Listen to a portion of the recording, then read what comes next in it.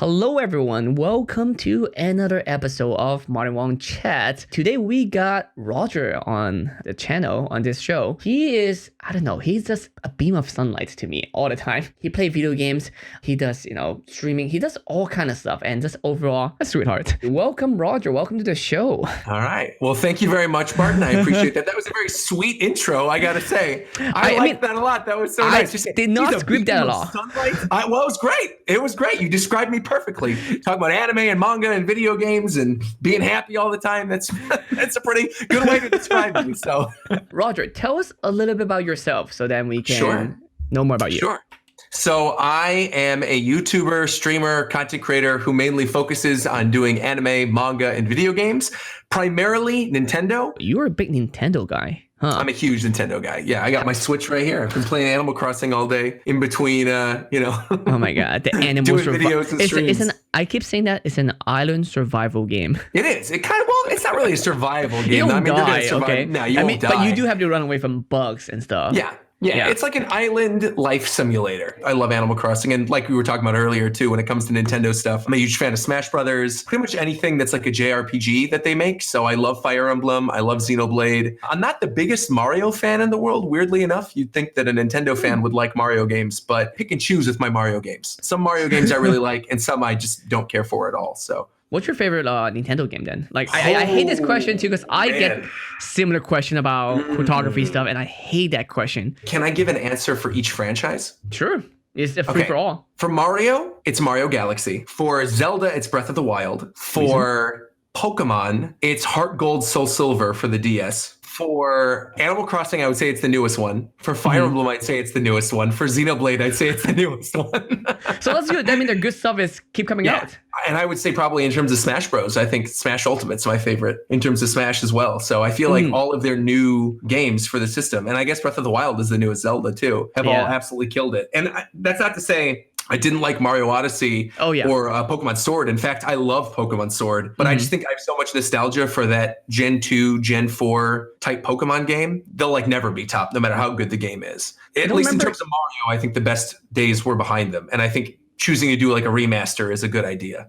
What do you do these days with like Nintendo related stuff? Like you stream, you YouTube, like what are those things? Like do you play games? Like what is it? Sure. So a lot of the time I play games. So like with Animal Crossing, I've been doing streams pretty much weekly of Animal Crossing and I love it. I love making videos for certain games as well. I don't really play every new game that comes out because I feel like I would just get overwhelmed. There's so much new content that comes out every single week. I don't cover everything, but when there's something I really feel I'm passionate about, whether it's like a Fire Emblem, Pokemon, Animal Crossing type thing, I just decide to make content. And usually that content is not the same as what a lot of other people make on YouTube. I think a lot of other people focus on doing Let's Plays where they like play through the entire game and that's it. And they record it off camera. And for me, that's not fun. I think for me, I have much more of a focus on streaming and playing through on stream and then uploading highlights of those streams than I do like sitting and recording by myself. Because I think having the chat to interact with is such a fun part of the game. Even like when you're playing a game, something like Fire Emblem or Pokemon, for example, like having the chat tell you, oh, you should send out this Pokemon or, oh, go this direction, and then you consoling with the chat when something goes wrong. I mean, that kind of stuff I love. That viewer interaction I think is what makes engaging content. So I always try to like, if it's something that I think I'm really, really going to enjoy, I try to play it on stream. You love One Piece. Oh, I love One Piece, bro. Don't even get me started. Why? We could talk Why about One Piece though? Why? Out of all that one. I don't know. Well, where do you want me to begin? Okay, first of all, how did you discover One Piece? So I got into One Piece. I was a big fan of a series called Sergeant Frog growing up. So I was a huge fan of that growing up. I remember going to Barnes & Noble, sitting with my dad, getting to Sergeant Frog, and then seeing this thing called One Piece that was on the shelf and going, what's this about? This looks kind of weird. It doesn't look like a traditional anime, whatever, that's fine. Walking over to go to get the Shonen Jump to pick it up because there was the card in it. And then I went and I sat down at the cafe and I saw, One Piece is in this too. So I thought, okay, I'll read it. That is the first chapter I ever read of it. And I was like, this seems kind of interesting. So I went back to the manga aisle, picked up the 3 or 4 volumes that were available of One Piece, and I read through them and I loved it. And I've been reading it literally ever since. I've had a couple breaks here and there, but most of the time I've been reading week to week and I adore it. Yeah. No, I think that's the fun of doing what I do, right? Is that so much of the stuff that I play is like for kids, but the videos aren't for children. The videos are for adults who like the same happy stuff that I do. So that when And I we grew swear up I with all do this something. stuff. Yeah. Exactly. Yeah. And for me, it's funny too, going back and watching things then that I watched as a kid. So like Hamtaro is a good example. I loved watching Hamtaro as a kid, coming back to it and like doing live streams where like I call it the Hamtaro happy hour, where I dress up in a Hamtaro kigurumi and I drink vodka. It's become like a funny sort of joke now, where it's almost like, okay, well, this is something I really liked as a kid. This is how I experience it as an adult, and it's still just as fun. So have you always thought about doing this for a living, like when you were younger? No. I feel like none of us have, right? Yeah, no, exactly. Good, no. good. Okay, that's the answer that I'm expecting. Good. Yeah, no. I mean, when I grew up, I mean, if I would have known that YouTube was a thing when I was 10, for sure, it'd be my dream. I'd be like, I want to be a YouTuber and play video games all day. That doesn't exist. That was a thing? No. For me, I went to school for theater and English. I thought I was going to be a theater teacher. I mean, that's ultimately what I went to school for. Basically, I uploaded a video of Let It Go from Frozen to my YouTube channel. And that video got noticed by Disney Interactive here in Glendale.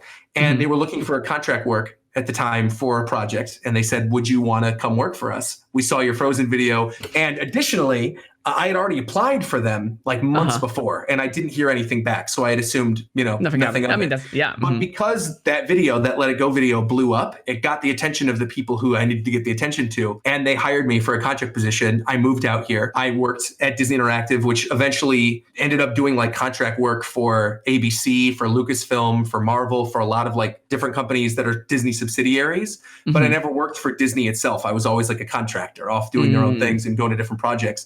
And I loved it. I mean, it was fun. But while I was doing that, I was still doing my YouTube videos that I just happened to do for fun on the side after I realized after the Let It Go video, I could make money doing this. So what happened was I was doing these side videos, and it eventually got to a point around 2016 where I was making more money doing YouTube than I was at my day jobs. And I went, well, why am I doing all this contract social media? Because I wasn't just doing stuff for like Disney or ABC or any of these other companies. And it was all contract. So I was doing like multiple things at once. And I realized, why am I doing this? I am like really working myself to the bone when I realized if I had just focused on making content on YouTube, I could really grow on the platform and make as much as I was making during those day jobs. So 2016, and also you're doing it for yourself. That's the difference. Exactly. So in 2016, I quit. I mean, I literally quit my cushy entertainment job and doing contract social media to do YouTube. And it was a struggle for like the first 6 months. But after, I really put my nose to the grind and started doing more videos and doing more streams and things, it became what it is today. Where now it's funny because the companies that then I wanted to work for as an employee, I'm now working for as brand ambassadors and doing partnerships with them and stuff on Twitch and on YouTube. So it's almost like I ended up doing videos, or ended up working, I should say, for like Disney and Nintendo and all this stuff. But it's been through these partnerships now where I'm my own boss, but I still get to work with the brands that I love. So it's this great situation. If you're not on top of something right away and you work in social media, it's like you'll die. You got to keep going or you die. It's one of those things. You got to. And you keep saying no, they're not going to come back. Yeah, of course. Like, and I think that knowing when you made it or knowing that you're at least secure is knowing that you can do whatever you want to do and that there's still going to be some ride or die people who are going to follow you no matter what. It's that you're no longer concerned about relevancy. And this could happen at 1,000 subscribers. It could happen at 1 million subscribers. It really depends on the person. It's hard. And it is hard. But I think it's one of those things where the relevancy really, it doesn't come at a number. It comes at a certain relationship you have with your community. And within the community as a whole, whether it's photography for you or anime for me, it's one of those things where once you've made a stake and a name in that community, you're sort of set, unless you do something and you really screw up. You're kind of set. Like you know what I mean? Well, you don't have to really fight for relevancy anymore. And it's at that point when I feel like you can be the most creatively vulnerable and you can do some really out there stuff, because then even if it doesn't do as well, like that project doesn't do as well, you at least know that your hardcore fans are still there for you, no matter what. I'm making sure I want to be real. That's the thing. We're very good at, of course, if I want to pretend a certain image for someone, that's sure we can do that, but I don't think that will make us happy. No. And I think that's the sign of like a good content creator, I feel personally, is when you could tell that they're being genuine through the camera. That's such an easy thing to fake. If you know that it's fake or you're a fellow content creator, you can watch them and be like, oh yeah, that person's completely different. It's like, I'll go to a convention, right? And I'll like be doing a One Piece meetup or something. And I'm saying all this goofy stuff that I would say on a stream. And they're like, oh, you're actually like this in real life. I'm like, well, yeah, what do you think? I'm not going to do this as my job if I don't love it. Like, of course. Thank you so much for coming on the show. I had a great time. Let's do this again. Absolutely, me too. Thank you so much for watching. I'll talk to you all later and have a great day, guys. That sounds nice. Bye-bye.